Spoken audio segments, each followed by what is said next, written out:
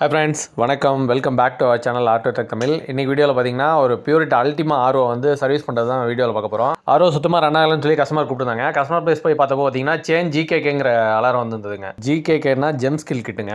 இந்த கிட் எங்கே இருக்குன்னா முன்னாடி ப்ரீ ஃபில்டர் ஹவுசிங்குள்ள அந்த கிட்ட ஜெம் ஸ்கில் கிட்டும் கொடுத்துருப்பாங்க. அண்ட் யூனிட்டோட சைடில் பார்த்தீங்கன்னா ஸ்டிக்கர் கொடுத்துருக்காங்க. அதில் வந்து டிஸ்பிளேல என்னென்ன அலாம் வரும், என்னென்ன அலாரத்துக்கு என்னென்ன சிம்பிள் அப்படிங்கிறத பற்றி எக்ஸ்பிளைன் பண்ணியிருக்காங்க. இந்த யூனிட் பார்க்க ரொம்ப அழகாக இருக்குங்க. டிஸ்பிளேவோட எல்இடி ஸ்க்ரீனோட இருக்குங்க.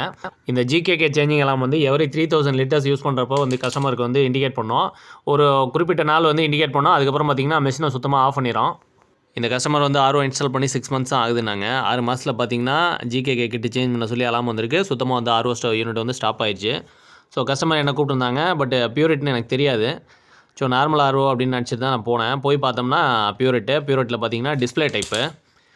ஸோ நம்ம கொண்டு போன ஃபில்டர் வச்சு ஆல்டர் பண்ணி நம்ம ஃபில்டரை சேஞ்ச் பண்ண போகிறோம். இப்போ ப்ரீ ஃபில்டர் ஹவுசிங் வந்து ரிமூவ் பண்ணிட்டுருக்கேன். ப்ரீ ஃபில்டர் ஹவுசிங் பார்த்தீங்கன்னா பியூரிட்டிக்குன்னு ஸ்பெசிஃபிக்காக இது ரெடி பண்ணியிருக்காங்க. ஸோ மேலே பிளாக் கலரில் இருக்கு இல்லையா, அதான் ஜெம் ஸ்கில் கிட்டு. இது பழைய பியூரிட்டோட வாட்டர் ஃபில்டர், கிராவிட்டி வச்சு ஃபில்டர் பண்ணுற வாட்டர் ஃபில்டர் பேஸ் பண்ணி தான் அந்த ப்ராடக்ட் வந்து வருது. ஸோ இது வந்து ப்ரீ ஃபில்ட்ரு. அண்ட் மேலே இருக்கிறது தான் இதுதான் ஜெம் ஸ்கில் கிட்டு. இந்த கிட்டு பார்த்தீங்கன்னா பியூரிட் பிராண்டில் மட்டும்தாங்க வரும், வெளியில் கிடைக்காது. ஸோ இதை நம்ம வந்து இப்போ சேஞ்ச் பண்ண போகிறதில்ல, ஜஸ்ட்டு க்ளீன் பண்ணி தான் போட போகிறோம். அண்ட் இந்த ப்ரீ ஃபில்டர் மட்டும் தான் நம்ம சேஞ்ச் பண்ண போகிறோம். ப்ரீ ஃபில்டரும் பார்த்திங்கன்னா 7 inches வரும். நம்ம ஆர்டினரியாக யூஸ் பண்ணுற ஸ்பன் பார்த்திங்கன்னா 10 inches வரும். ஸோ 7 inchesக்கு கரெக்டாக கட் பண்ண போகிறோம். இதுதான் அந்த ஜெம் ஸ்கில் கிட்டுங்க. இது வந்து பழைய கிராவிட்டி பேஸ் பண்ணி பியூரிட்லேயே வந்து யூனிலிவரில் ஒரு ஃபில்டர் கொடுத்துருந்தாங்க. ஸோ அதோட கான்செப்ட்டை அப்படியே வந்து இந்த ஆர்ஓக்கும் யூஸ் பண்ணுறாங்க. எல்லா ஆர்ஓலையுமே அந்த ஜெம் ஸ்கில் கிட் இருக்கும். அண்ட் யூனிட் இப்போ ஆளை விட்டு கீழே இறக்கியாச்சுங்க. ஸோ இதில் வந்து ஒரு ஸ்க்ரூ கூட இல்லைங்க. மேலே டாப்லேயும் சரி, டாப் கவர் கட்டுறதுக்கு ஸ்க்ரூ கிடையாது, சைட்லேயுமே ஸ்க்ரூ கிடையாது. எல்லாமே ப்ரெஸ்ஸிங் டைப் தான். ஸோ ஃப்ரண்ட் பேனலை வந்து ரிமூவ் பண்ணியாச்சுங்க. ஃப்ரண்ட் பேனலில் தான் டிஸ்பிளேவும் இருக்குது, வாட்டர் டிஸ்பென்சரும் இருக்குது. முன்னாடி இருக்க இந்த 2 கனெக்டர் ஜாக் இருக்குது இல்லையா, இது வந்து ஒன்று டிஸ்பிளேக்கு, இன்னொன்று பார்த்தீங்கன்னா அந்த பட்டனுக்காக. இப்போ ஃப்ரண்ட்டில் ஒரு ஹோஸும் இருக்கும், சின்ன மோட்டர் இருக்கும். இது எல்லாத்தையும் ரிமூவ் பண்ணோம்னா, இதுக்கு போகிற கனெக்ஷன்ஸை ரிமூவ் பண்ணிட்டோம்னா ஃப்ரண்ட் பேனல் தனியாக கழட்டிடலாம். டிஸ்பிளே டைப்பில் இருக்கிறத ஃப்ரண்ட் பேனலில் ரிமூவ் பண்ணியாச்சு. இப்போ வந்து உள்ள வியூ இதுதான். ஃப்ரண்ட்டில் பாருங்கள், இதுதான் அடாப்டரு, மேலே வந்து கண்ட்ரோலர் இருக்குது. ஸோ நெக்ஸ்ட் பார்த்தீங்கன்னா இதில் யூவி பேரல் இருக்குது. அடுத்து பார்த்தீங்கன்னா ஒரு லோ ப்ரெஷர் சுவிட்சு, pump, SV, as usual normal ஆர்ஓவில் என்னென்ன இருக்கோ அது எல்லாமே இருக்குது. இவங்க பிராண்டில் இருக்குது, பியூரிட் பிராண்டில் இருக்குது. அண்ட் யூவி சாம்பர் பாருங்கள், லாஸ்ட்டாக இருக்குது UV sambar. And membrane housing, இது வந்து போஸ்ட் கார்பனுங்க. பட் இதில் ஒன்றும் மென்ஷன் பண்ணல, ப்ளைனாக தான் இருக்குது ஃபில்ட்ரு. அண்ட் கீழே பாட்டமில் இருக்கிறது பார்த்திங்கன்னா இது ப்ரீ கார்பனு. அண்ட் சின்ன மோட்டர் இருக்குது பார்த்தீங்களா, இதுதான் வந்து ஃப்ரண்ட்டில் பட்டனை ப்ரெஸ் பண்ணுறப்போ வாட்டர் இது வழியாக தான் ஃப்ளோ ஆகுதுங்க. அண்ட் இதுக்கு வர பவர் சப்ளை எல்லாமே பார்த்திங்கன்னா டேரெக்டாக கண்ட்ரோலருக்கு போகுதுங்க. ஸோ இந்த யூனிட்டுக்குன்னே ஒரு கண்ட்ரோலர் பாக்ஸ் கொடுத்துருக்காங்க. கண்ட்ரோலருக்கு கீழே தான் வந்து எஸ்எம்பிஎஸ் இருக்குது, 232/24 எஸ்எம்பிஎஸ் இருக்குது. எஸ்எம்பிஎஸ்க்கு அப்புறம் வர எல்லா வயருமே கண்ட்ரோலர் போயிட்டு தாங்க அவுட்புட் வரும். அண்ட் இந்த ggk கிட்ட வந்து க்ளீன் பண்ணியாச்சு. ஸோ க்ளீன் பண்ணிட்டு இதையே தான் நான் வந்து ரீஃபிட் பண்ண போகிறேன்.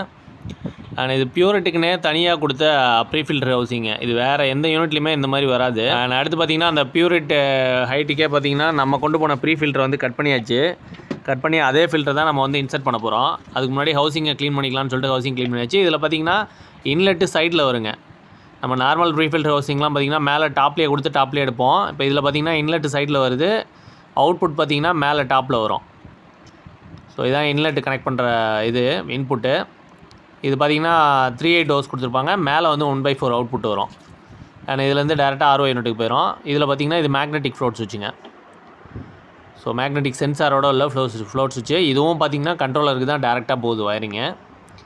அண்ட் அடுத்து பார்த்திங்கன்னா இந்த கனெக்டர் எல்லாமே கனெக்டர் ஜாக்கில் கொடுத்துருக்காங்க, செப்பரேட் பண்ணுற மாதிரி.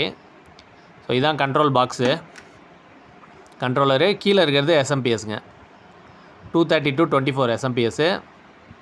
அண்ட் கீழே பார்த்தீங்கன்னா இது லோ ப்ரெஷர் சுவிட்சு எல்பிஎஸ்ஸு, பூஸ்டர் பம்பு 24 வோல்ட்டில், எஃப்ஆர் எப்பவும் போல் 450 எஃப்ஆர்.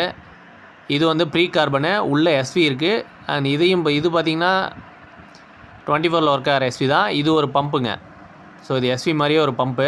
ஸோ இதுவும் 24 வோல்ட்டில் ஒர்க் ஆகுதுங்க. அண்ட் இந்த அல்டிமா ஆர்ஓவில் எப்படி ஃபில்டர் அசம்பிள் பண்ணியிருக்காங்கன்னு பார்ப்போம். இது இன்லெட்டுங்க. இன்லெட்லேருந்து ஃபஸ்ட்டு பார்த்திங்கன்னா எல்பிஎஸ் வருது, லோ ப்ரெஷர் சுவிட்சுக்கு வருது. இது வந்து ஆல்ரெடி இன்ஸ்டால் பண்ணவங்களே பைபாஸ் பண்ணிட்டு போயிருக்காங்க. பிகாஸ் இது வில்லேஜ், டேங்க் ஹைட்டு கம்மியாக இருக்கனால ப்ரெஷர் கிடைக்கல. அண்ட் எல்பி சுவிட்சிலேருந்து போகிறது பார்த்திங்கன்னா எஸ்வி சொலினாய்டு வால்வுக்கு போகுதுங்க. உள்ளே எல்லா கலர் கனெக்டர் கொடுத்துருக்கலையா, இதுதான் எஸ்வி.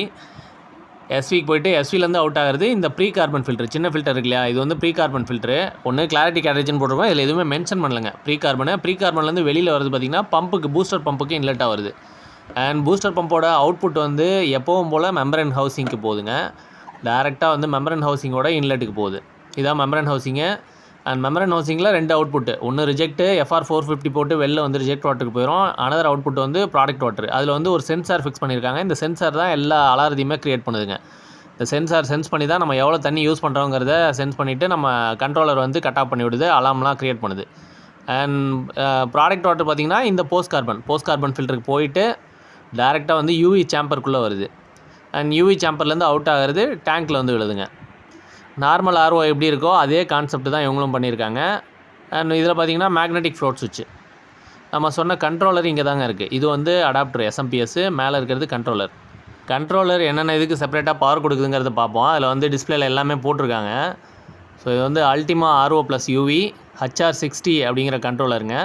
ஸோ இதில் இன்புட் பார்த்திங்கன்னா 22 to 26 volt DC. And output பார்த்திங்கன்னா எது கொடுத்துருக்குன்னு சொல்லி லிஸ்ட் பண்ணியிருக்காங்க. இதில் பார்த்திங்கன்னா பூஸ்ட் பம்ப் வந்து 29 வாட்ஸுங்க. யூவி சேம்பருக்கு போகுது பூஸ்ட் பம்பு. அடுத்து 6 வாட்டில் ஒரு SV. அடுத்து பார்த்திங்கன்னா 8 வாட்ஸில் ஒரு SV. 8 வாட் SVங்கிறது முன்னாடி டேங்க் டிஸ்பென்சருங்க. அடுத்து LED டிஸ்பிளே.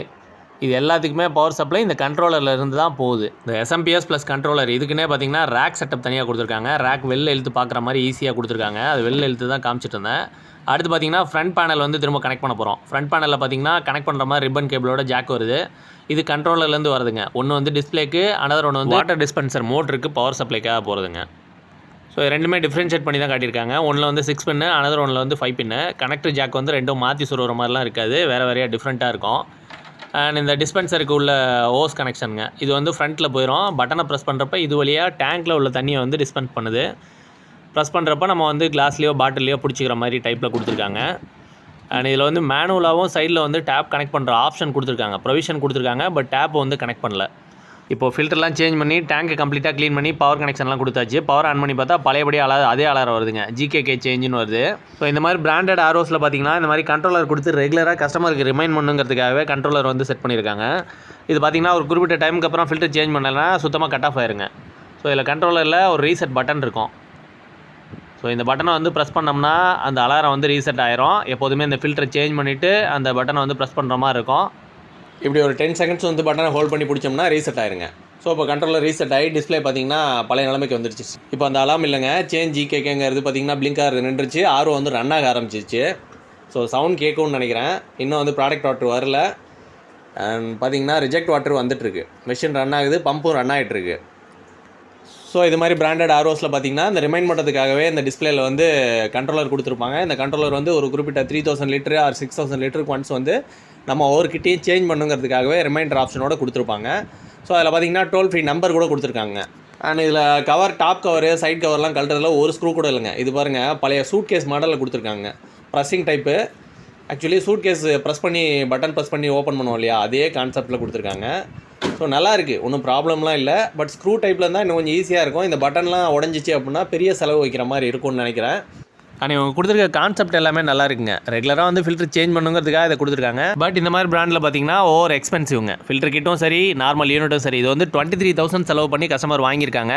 தெரியாமல் வாங்கிட்டாங்க. அவங்களே ஃபீல் பண்ணி சொல்கிறாங்க, இவ்வளோ செலவு பண்ணியிருக்க தேவையில்லையோ அப்படின்னு சொல்லி இப்போ சொல்லிட்டு இருக்காங்க. பிகாஸ் ஆர்ஓங்கிறது பார்த்திங்கன்னா நார்மலாக மற்ற அப்ளையன்சஸ் மாதிரி கிடையாது. இது வந்து ரெகுலராக மெயின்டைன் பண்ணணும், ரெகுலராக சர்வீஸ் பண்ணணும். நம்ம எவ்வளோக்கு எவ்வளோ காஸ்ட்லியாக வாங்குறோமோ அவ்வளோக்கு வந்து ஸ்பேர் பார்ட்ஸும் காஸ்ட்லியாக இருக்கும். காஸ்ட்லியாக தான் செலவு பண்ணுற மாதிரி இருக்கும் ரெகுலர் மெயின்டெனன்ஸ்க்கு. அப்போ இந்த மாதிரி பிராண்டட் ஆர்ஓஸ் வாங்க வேணான்னு சொல்ல வரீங்களான்னா அப்படி நான் சொல்ல வரல. ஆர்ஓங்கிறது பார்த்திங்கன்னா மற்ற அப்ளையன்சஸ் மாதிரி கிடையாது. அதனால் ரெகுலராக மெயின்டைன் பண்ணணும். எவ்வளோ காஸ்ட், இயர்லி ஆனுவல் காஸ்ட் செலவு எவ்வளோ வரும் அப்படிங்கிறதெல்லாம் கஸ்டமர் கேட்டு தெரிஞ்சுட்டு இந்த மாதிரி பிராண்டட் ஆர்ஓஸ் வாங்கணும். இதுதாங்க வாட்டர் டிஸ்பென்சர் பட்டனு. இது ப்ரெஸ் பண்ணுறப்போ பார்த்தீங்கன்னா வாட்டர் வந்து ஃப்ளோ வருது. பாட்டில் ரொம்பினதுக்கப்புறம் நம்ம திரும்ப பட்டனை ப்ரெஸ் பண்ணுற மாதிரி இருக்கும். இதுலேயே மேனுவல் ப்ரொவிஷனும் கொடுத்துருக்காங்க சைடில். முன்னாடி இருக்க டிஸ்பிளேல எந்தெந்த இண்டிகேஷனுக்கு என்னென்ன மாற்றணும், என்னென்ன இண்டிகேட் பண்ணுது அப்படிங்கிறத எக்ஸ்பிளைன் பண்ணுறதுக்கு சைடில் ஸ்டிக்கர் கொடுத்துருக்காங்க. அண்ட் ஸ்பெசிஃபிக்காக இந்த பிராண்டையோ இல்லை ஒரு சில பிராண்ட் ஆர்ஓவையோ குறை சொல்கிறதுக்காக நான் அந்த வீடியோ போடல. என்ன ஃபேக்டோ அதை சொல்லி போடுறேங்க. பிகாஸ் நம்ம வந்து நல்ல எக்கனாமியாக வேணும் ஆர்ஓ அப்படின்னா இந்த லைனில் வந்து சூஸ் பண்ணுறது வேஸ்ட்டு தான். ஏன்னா பிகாஸ் அதிக செலவு, ரன்னிங் காஸ்ட் வந்து ரொம்ப அதிகமாக தான் இருக்கும். எனக்கு வந்து காஸ்ட்லியாக லுக்கான ஆர்ஓ வேணும், பர்ஃபார்மன்ஸ் வைஸும் நல்லா இருக்கணும், அண்ட் பீரியடிக்காக மெயின்டெனன்ஸும் நான் வந்து ரெகுலராக பண்ணிக்குவேன், எனக்கு செலவை பற்றி பிரச்சனை இல்லை அப்படிங்கிறவங்க இந்த ஆர்ஓ சூஸ் பண்ணலாம்.